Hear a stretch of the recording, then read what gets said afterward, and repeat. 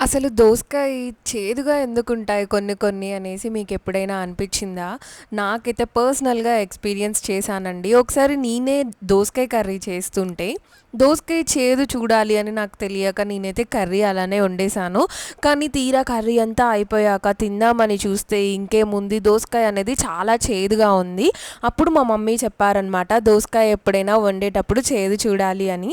నేనసలకి దోసకాయ ఎందుకు చేదుగా ఉంటదని కొంచెం రీసెర్చ్ చేస్తే నాకు తెలిసిందేంటంటే, కొన్ని దోసకాయలంట క్యూక్యూర్బిటాసిన్ అనే కాంపౌండ్ ఆ దోసకాయలో ఎక్కువ ఉండడం వల్ల అదనేది చేదుగా అవుతాయంట.